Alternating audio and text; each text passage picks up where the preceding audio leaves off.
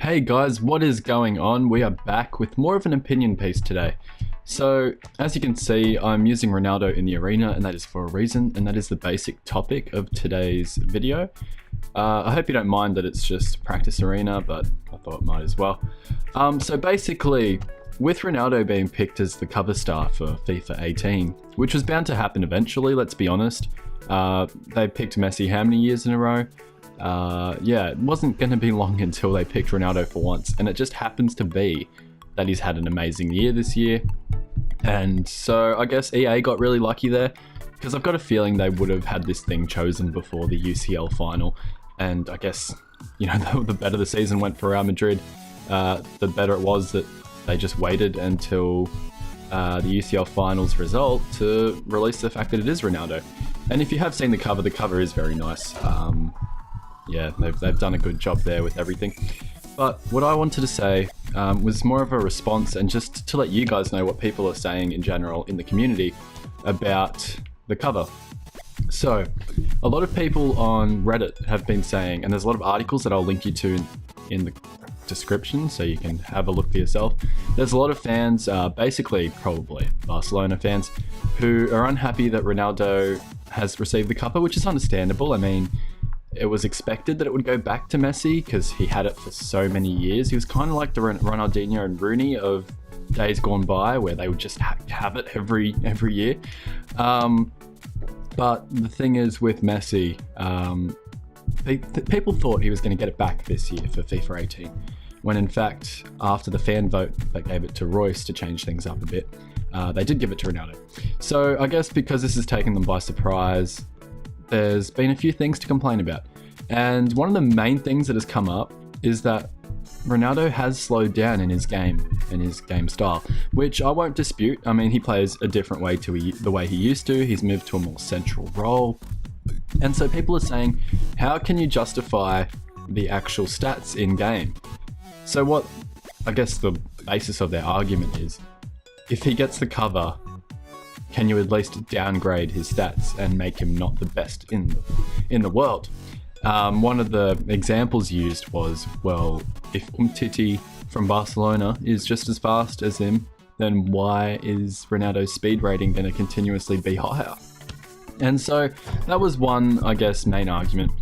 And I think you could say for a lot of players it's the same, where some of their stats in-game seem too high, but then their overall checks out pretty well. And I think Ronaldo would be the best example of this. I feel like his rating is pretty spot on for where he is in the football world. So is Messi's. But if you actually compared every individual stat, I feel like there would be a player that is faster than both of them, who doesn't have, you know, higher speed stats. And there would be players that have, you know, stronger shot power that don't have a higher stat. And I guess that falls on just how the game works and the mechanics of the game.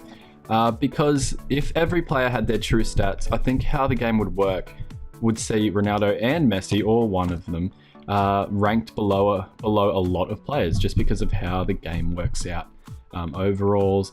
And I feel like you can't really look at every stat and think they're equal. So a 50 in one stat doesn't equate to being a certain caliber of player in real life, and other stats are more telling than others. So I guess what you can look at the end of the day is the overall and just how the player feels in game. And I feel like Ronaldo is very close to how he is in real life in the game itself. Furthering on from this, there are players that should get downgrades next year. Again, there's the calls for Ronaldo to get a downgrade, which are in a way merited, but it's not going to happen, let's be honest. If anything, he'll get downgraded by 1 or upgraded by 1.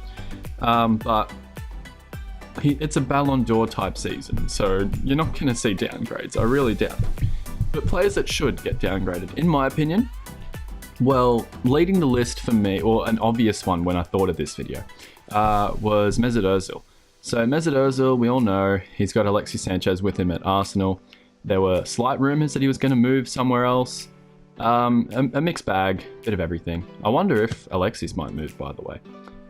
He might be in line for an upgrade. But Ozil, look, yeah, things aren't looking pretty. He's disappeared in most of the big games. which was, I guess, the case the year before. But it's more telling now because I feel like the last year he got more of a free pass with that sort of thing. It was more like, okay, look, it's happened 1 or 2 times.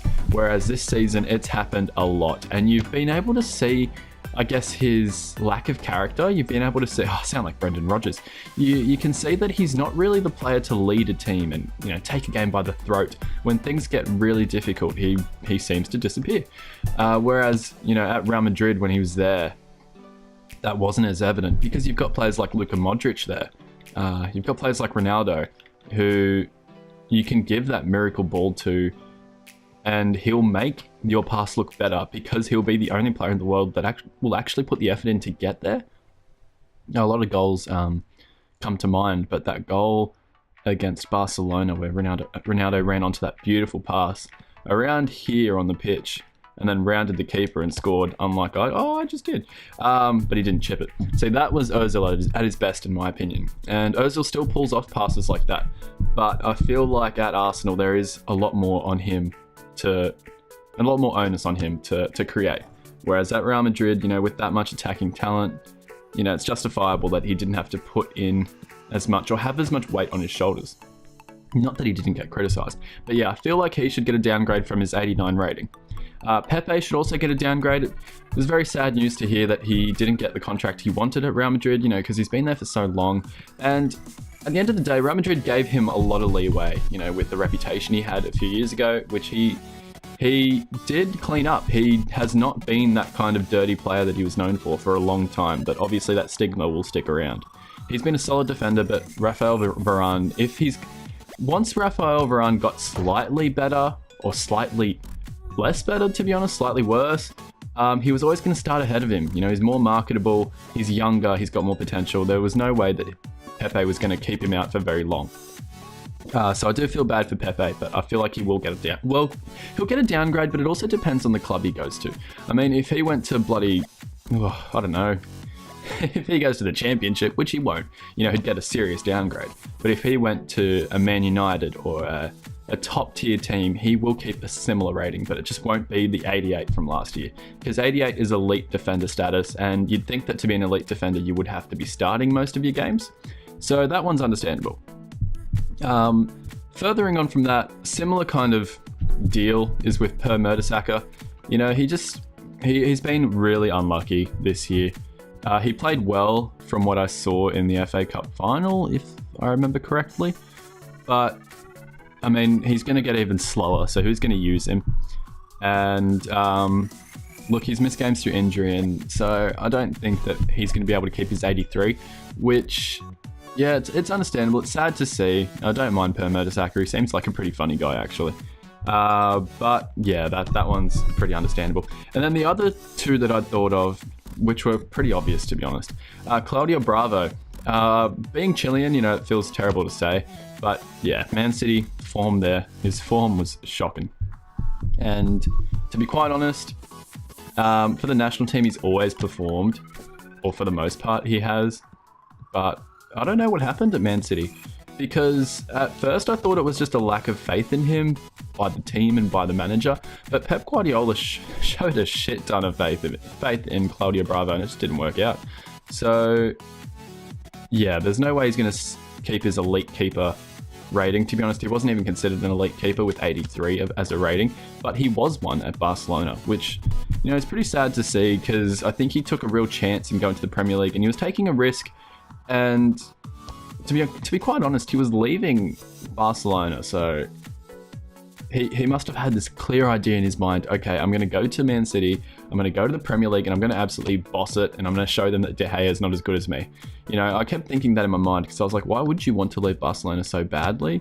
Because it seemed to be all on him and not on the club to make this move happen. But maybe I haven't read all the reports, because at first it seemed like the case. And, you know, he's obviously reuniting with Pep. But yeah, it's pretty plain to see that he didn't perform.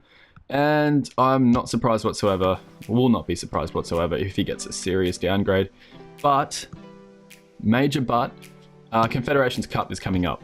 And it would not surprise me either if he just pulls off some amazing saves and just establishes himself again as just an elite keeper. I don't know what the thing is with the Chilean national team, but players seriously overperform. Eduardo Vargas, look up his stats. Just look up his scoring stats for national team and his scoring rate for national team versus club, and it's ridiculous. He scores so freaking much, and he scores some beautiful goals for the Chilean national team. And then for his club, it's just never worked out, which is pretty sad to see, in all honesty. Because, yeah, he's one of the players that I do like the most. But yeah, moving on from that, to be honest, you could see, I guess, players like John Terry, Benatia, maybe Wayne Rooney getting, more downgrades.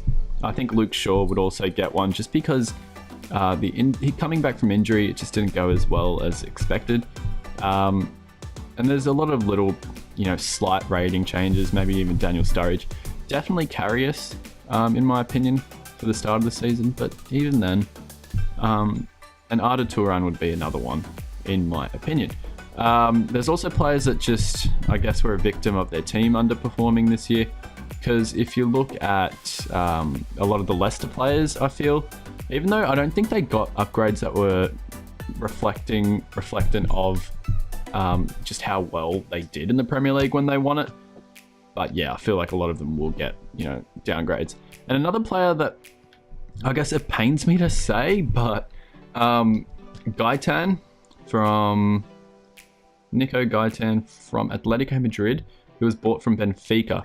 I actually had his ones to watch card. I spent 50k on it in Ultimate Team this year, and to be honest, I kept watching Atletico games just to see if he would come good, and he didn't, which was very surprising, because he was just that typical Atletico Madrid player, or that typical under the radar Benfica or Porto player that makes the move and then just bosses it.